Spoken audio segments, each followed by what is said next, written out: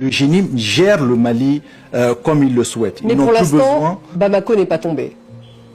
C'est ce que je dis, le Mali, c'est le Mali qui est tombé en fait. Bamako, pas que Bamako. Qui ne peuvent pas prendre le pouvoir, ils ne peuvent pas garder une ville de plus de 3 millions d'habitants, ils n'ont pas les forces nécessaires. Au-delà de cette attaque de convoi, ce groupe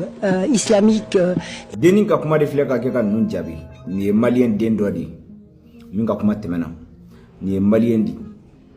min ye école députéya kɛ Mali kɔnɔ ka tila ka kɛ premier ministre ye ka kɛ fɛn caman ye Mali kɔnɔ ka bila jɔyɔrɔba dɔ la ka jamana sara ta fɛn bɛɛ o de sigilen filɛ nin u filɛ ka denin de ka kuma kɛ k'o jaabi ka taa kole ɲɔgɔn na de quoi c'est comme u tɛ plateau kelen kan mɛ ka t'u ka kumakan kole ɲɔgɔn na cɛ ko u ye cɛ ɲininka yala Bamako bɛna bin muso y'a ɲininka yala Bamako bɛna bin yan Bamako a bɛna bin yan ko non ko Bamako tɛ dɛ ko Mali yɛrɛ de bɛna bin Mali yɛrɛ jadisiw de bɛna Mali minɛ wagati la ni denin ka kuma ye denin ko non ko u kɔni bɛ se ka fara ɲɔgɔn kan ka taa armée ka citerne kunbɛn sira la ka taa convoi fitinin dɔ attaquer wala olu kɔni bɛ se k'o kɛ u groupe laman bɛ se ka fara ɲɔgɔn kan ka taa tiɲɛni dɔ kɛ ka taa ko kirikaraw kɛ ka taa ko kolon dɔ kɛ ka boli groupement bɛ se k'o kɔni kɛ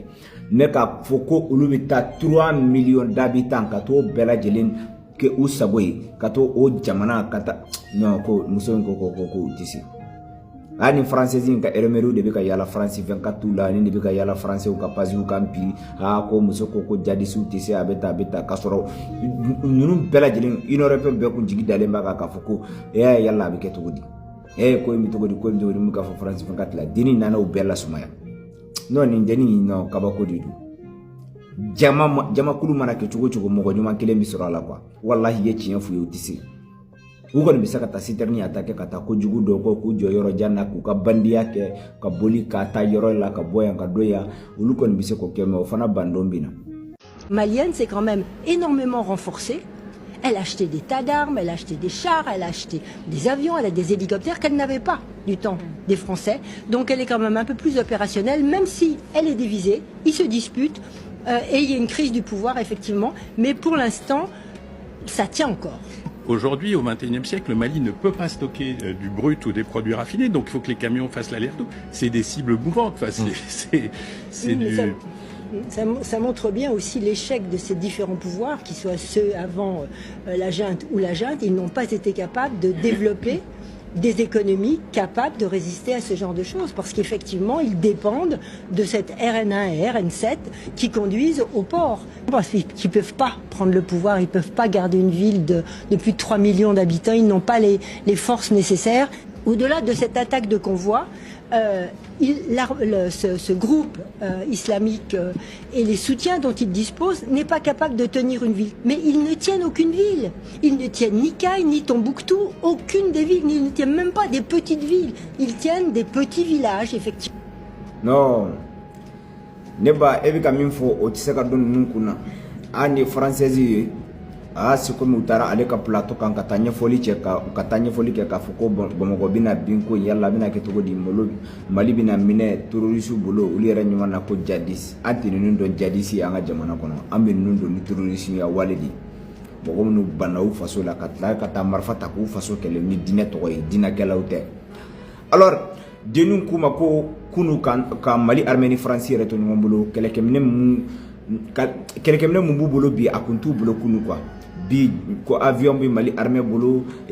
a char combat kɛlɛkɛminɛ caman ko mais est-ce que terroriste ninnu est-ce que village b'u bolo wa ou bien yɔrɔ dɔ bɛ yen nɔ réseau jumɛn de bɛ terroriste bolo Mali kɔnɔ ni terroriste bɛ se k'u jigi da o réseau kan ko réseau ka bon dɔɔni olu bɛ k'a ɲini ka capitale de minɛ sisan o réseau bɛ min c'est comme Tombouctou bɛ yen o ye ville dɔ ye Kay ninnu wala ninnu bɛɛ ye réseau ye mais terroriste ma se ka nin yɔrɔ ninnu si minɛ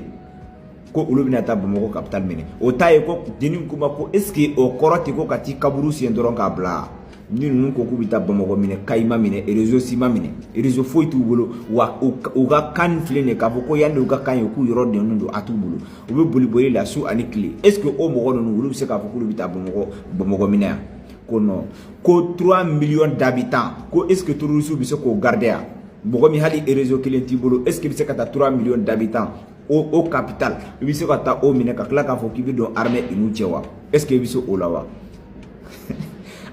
mo bi siki yire de nyini ga kuma do la quoi mais o be ka deni soso mais o ti se ka son état ma parce que e bi quoi ou ka intérêt e bi ko de menacer quoi ibi ka o ka intérêt de ibi ka o de menacer ibi ka yurula de ka fo kulu bi ka min fo ko tiente donc olu mogo to o la ko olu mogo bala o ka galo yi mogo ku soutenir o de kan quoi faso denjugu e ku soutenir lek ah français ou de flendi ah bamako bina nunu yo turu su supporter udi flendi de turu su de me bagaw de ni nyemi fo nyana aw bolo ko ne galo metiga weya nunu yo wari munu fara nyon kan ka sora ko pour que ka communication ka se ka teme France 24 la ala doron de bado groupe WhatsApp de bolo cotisation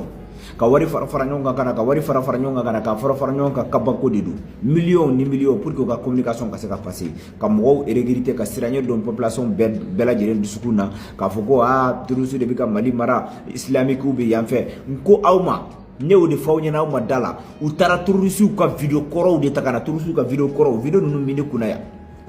groupe terroriste ou fara le ñogon ka mo chama depuis 2014 nunu be sara ka ba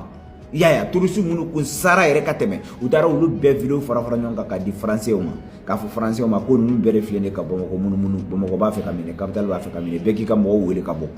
nunu fana tara kuna foli jesse wera da ban ñonche ka fo Amerique ma ka tla ka ta fo jamana wera wi nunu fana na fo ka mo ñana aya ko mo wele sorti ka bo Mali kono ay bo Mali kono Mali bina bien don ta bota aya fa me ne ka fo ñana to ko mina e ka uka mo be wele ka fo ko ay bo ko Mali bi ka bien beta ka soro galul fi ate marché habitami aw ka o gallo nunu bita rajumi aw bina wulu modifier kulu don jompuna benya yelena be ya don ka fo ko mun be Mali kono bi actualité munu be boyodo o suma ko duguma je asimitara docteur so do représenter ka foko o binan docteur so daile pour que population bi saka furaki tugumina mo munu be volta kata Canada Amerique nun kata waru ci ka foki bita furaki la worola ibi furaki yere faso la folo parce que niya me mo bi kele ko ka kenedi o wati kele na tubabu ya damne ka suma ya Donald Trump ko mais est-ce que c'est ça qu'on était segui Mali no faire Allah kabako. Wassim Nas, bonjour, spécialiste des mouvements djihadistes ici à France 24. Vous avez un des éléments qui atteste de la présence de nouveaux camps d'entraînement à la frontière malienne. Absolument, donc on témoigne depuis juillet, selon des sources locales, je précise, des deux côtés de la frontière, d'une activité accrue des djihadistes sur la frontière entre le Mali, Burkina et la Côte d'Ivoire. On a une carte qu'on pourrait voir, donc plus d'une 20... Bon, est-ce qu'il y a une corodon si ça Wassim Nasser, Kanin Koumanou, est-ce qu'il y a une corodon Ko Mali, Burkina, Côte d'Ivoire, ko ni frontière nun ko nun bela jele mi turu sur le boulot. Turu ko abi ka foko Mali état. Ay min fa ka vidéo kono parce que vidéo en ka jam ma se ka be jouer. Galon tigela nun ka kuma yere ka ba ko do même bi fe ka fen do de ko tike aw ye doron o ka objectif yere mi mina o de nyefo aw nyana. Ko ka foko Mali fama o de bi don Burkina ermu yujia ou Burkina fama o de bi don Mali kono ermu yujia ou bi bo soit Côte d'Ivoire fama o bi don yan fe ka bo yan fe ko no ko te tien ko ni frontière mun ko nu bela jile mi turu su de bulu turu su de bu ku sa ko kalo lu de bi don ka bo ermu yujia Wassim Nasser kan kuma koro sisan pour que tubabu kan kuma nu lami tubabu ka Amerika fo ko tien na ko force bula lu de ba kaka tubabu ka laje bi pour que ka se ka do fara u deme kam pour que ka se ku deme ali san katanu ye nyefe ni tubabu ya don ka foko u be ka keleke mine fefe di torosuma armée bu ku bunte ka bemine u bulu armée bu ku faga ku boronto u be ka keleke mine di su ani tile keleke mine di kun ye mi yo ti ka nyanabo parce que u be ka keleke mine di kun jumende kama Burkina Faso yoro magama munu be no ni sanu ba kono Mali kono na fo norbi to gomina ni sanu bu yoro munu kono u be ka keleke mine di kam Mali kelen nun de kama parce que ni Mali bina ni fanga tara ni turusu sera fanga la turusu de bina na kana ni yoron nun ko fole nun bela jiren duma bu baraka kono imaya kata mercenaires takana kala tawulu takana lukana sanu bo Mali kono Mali da fama yoron nu voilà nunun quoi kana nunun de ke pour que ka sika fanga so minun de ka barai ni ala na kirache Wassim Nasser kan kuma ni mun kuma jonde bi seka dani kuma la ko flancheru nun ko nun bela jele mi turusu bulu mais anyere min ni aw fe fala olu te ka suko abseti amogo bala di turusu ka kando sigi Mali kono u ka fo ko ni olu ka kanye donc ni armée mogo bula armée ku soro ni yoro ko fuli na olu bi ni côté de la olu ka ninke doron ka population se mboala situ buna donc ka fo ko ala de kamida ka kla ka nyege ko kami washilen ko ala de bodo a beni ala na kira de che o don washije bi bo kami shife mo yɛrɛ bi n'o dɔn k'a sɔrɔ i ti Ala ye sika foyi t'a la a y'o kɛ dɔrɔn bɔ a y'a lajɛ dɛ u filɛ k'an faso in Mali u filɛ ka labɛn tan de dɛ u bɛ k'a ɲini ka maliyɛnw déstabiliser tan de ka hɛn dɔn maliyɛnw na ka maliyɛnw regretter ka ni mɔgɔ min tɛ Mali territoire dɔn ou bien ni mɔgɔ min tɛ fɛn kalama information na n'i ye nin lamɛn direct bi da la tiɲɛ tɛ bi tiɲɛ tɛ sini k'a fɔ aw bɛɛ lajɛlen ɲɛna c'est pas la vérité c'est faux archi faux galon don ne de y'a fɔ aw ɲɛna galon don galon ma tɛmɛ nin kuma ko fɔlen nka galon de don bi galon don sini hypocrite de don impoliw fana de don u ma deli foyi la ni galon tigɛ tɛ n'u ma t'u sigi ka galon tigɛ u ti balo u ka baara ye nin de u bɛ balo galon tigɛ de la galon tigɛ u bɛ balo dɔrɔn de la nin de y'u ka baara ye koyi wallahi billahi nin de y'u ka baara ye n'u ma nin kɛ u ti balo n'u ma nin kɛ u ti avancer n'u ma nin kɛ u ti taa ɲɛ nin de y'u ka baara ye u sigi ka tubabuw ka wari minɛ ka taa galon tigɛ k'o fara ɲɔgɔn kan k'o di tubabuw ma pour que n'u bɛ se ka na mɔgɔw yɛrɛ giriti cogo min na pour que n'u bɛ se ka manamana ko kɛ ko kirikaraw nin dɔrɔn de y'u ka baara ye nin de don a filɛ Mali bin cogo filɛ u bolo olu bolo nin ye Mali binnen ye olu bolo n'u ye nin kɛ dɔrɔn o ye Mali minɛnen ye olu bolo n'u ye nin kɛ dɔrɔn c'est tout u bɛ ka taa galon de fara ɲɔgɔn kan bon maliyɛnw e min ye maliyɛn ye n'i sigilen bɛ k'i faso kɛlɛ i bɛ sigi ka ninnu lajɛ mun de la i bɛ sigi ka ninnu dɛmɛ mun na